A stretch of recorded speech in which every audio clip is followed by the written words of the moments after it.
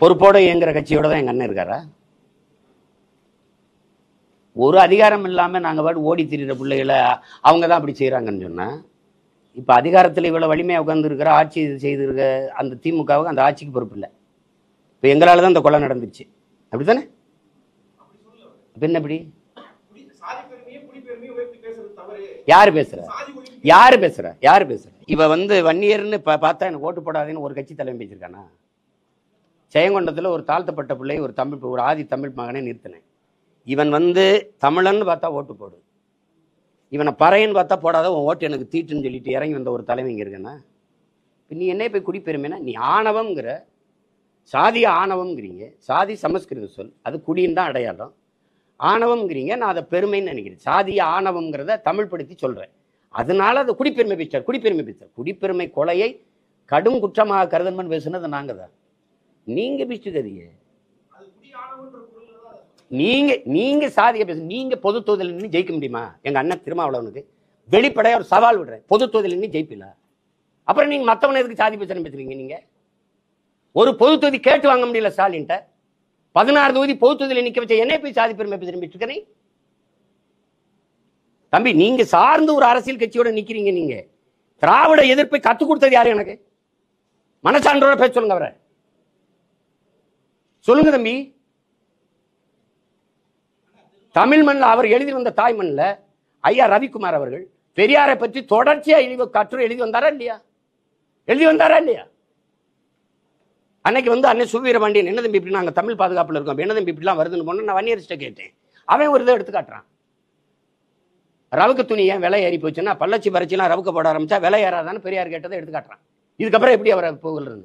இன்னைக்கு நீங்க எல்லாம் பெரியாரிஸ்ட், நாங்க பெரியாருக்கு எகென்ஸ்ட் தானே தம்பி. ஒரு ஒரு ஒரு மகனை நீங்க எடுத்து பாருங்க தம்பி. சாதிய உணர்வு மத உணர்வு இருக்கிற வரை தமிழன்கிற இன உணர்வு பிறக்காது. நாம் தமிழர் என்று சொல்லணும்னா அவனுக்கு சாதிய உணர்ச்சி மத உணர்ச்சி சாகணும், அதுதானே வரும்.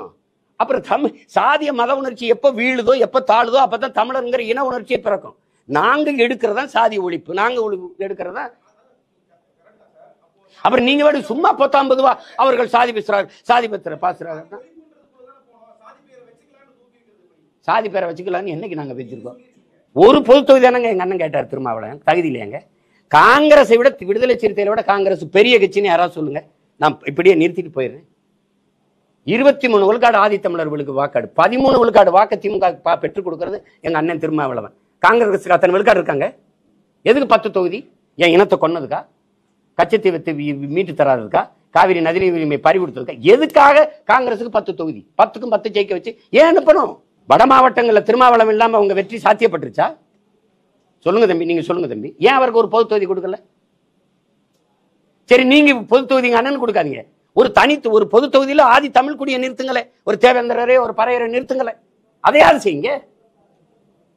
நீங்க நின்ன 22ல ஒரு இஸ்லாமியன் கொடுக்கலையே, கூட்டணிக்கு இந்திய யூனியன் முஸ்லீமுக்கு தானே தள்ளி விட்டீங்க. மாமா நவாஸ் கனிக்கு போப்பாங்க என்ன? நீங்க கொடுத்தது எத்தனை? சனாதனங்கிறது நீங்க சனாதன எதிர்ப்பு உங்கள்ல இருந்தா நாங்க ஆரம்பிக்கணும். எல்லாரும் வைக்கலாம் பேசல, எல்லாரும் வைக்கணும்னு சொன்ன நீங்க எடுத்துக்காட்டுங்க.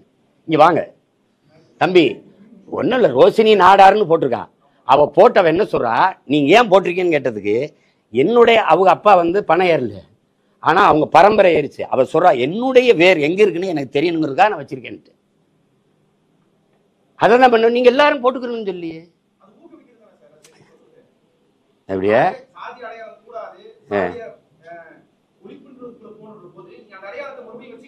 நீங்க அதை ஒழிக்க போராடுறவன்ட்டே இதை கேட்டுக்கிட்டு இருந்தீங்கன்னா, நான் ரெட்டியாரு, நாங்க என்ன ரெட்டியார்ல தெலுங்குல தான் ஓட்டு கேட்பேன்னு. ரெட்டியார் மாநாட்டில் பேசுனா ஐயா நேரு வை கே சார் கேள்வி கேட்காத, நீ என்ன கேட்கிற? திரும்ப திரும்ப பேச்சுக்கிற.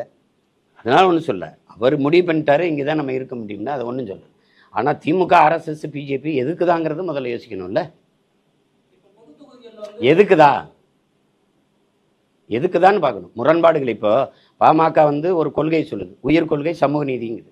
அதுக்கு நேர எதிர் பாஜகவோட கூட்டணி வைக்கும்போது உயிர் கொள்கை செத்து போகுது. அப்ப எந்த கோட்பாடு எல்லாருமே என்கிட்ட சொல்றது, இப்ப நீ சொல்றது சரிதான் சீமான், தனிச்சு நிக்கணும், இப்படி நிக்கணும்னா நான் கட்சியை காப்பாற்றணுங்கிற. நம்ம கேள்வி அடுத்து என்ன வருது? கட்சியை காப்பாத்துறதே லட்சியம் ஆயிட்டா இப்ப எந்த லட்சியத்தை காப்பாற்ற நம்ம கட்சியை ஆரம்பிச்சோம்ங்கிற கேள்வி வந்துருக்கு. அப்ப முரண்பாடு இருந்தாலும் நாங்க உடன்படுறோம்னா எந்தெந்த முரண்பாடு? காவிரியில தண்ணி தரவே முடியாதுன்னா, அது கச்சத்தீவை மீட்கவே முடியாதுன்னா, அப்ப எந்த இடத்துல நமக்கு உடன்பாடு?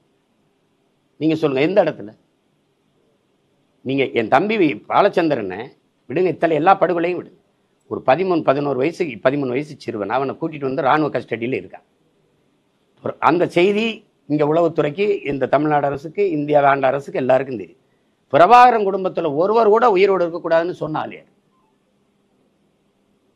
அவரோட கட்டி பிடிக்கணுமா? அவரோட போய் அப்படி ஒரு ஓட்டு வாங்கி வெல்லணுமான்னு யோசிச்சு பாருங்க. காங்கிரஸ் எதுக்காக திமுக தூக்கி சுமக்குது? எந்த இடத்துல என் இனத்துக்கு நின்றது?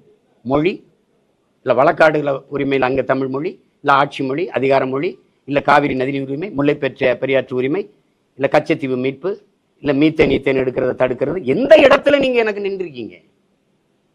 எதுக்குமே இல்லை. முழுக்க என் இனத்தை படுகொலை செய்து கொன்றது உலகத்துக்கே தெரியும். அன்னைக்கு எங்க அண்ணன் உண்ணாவிரதம் இருந்தது, உங்களுக்கு தெரியும், மரணம் வரை உண்ணாவிரதம் இருந்தது. அன்னைக்கு எதிர்த்தது யார? இதே காங்கிரஸ் தான். அன்னைக்கு அதிகாரத்தில் இருந்தது இதே திமுக தான். அப்புறம் நிக்கல இல்ல எங்க அண்ணன்.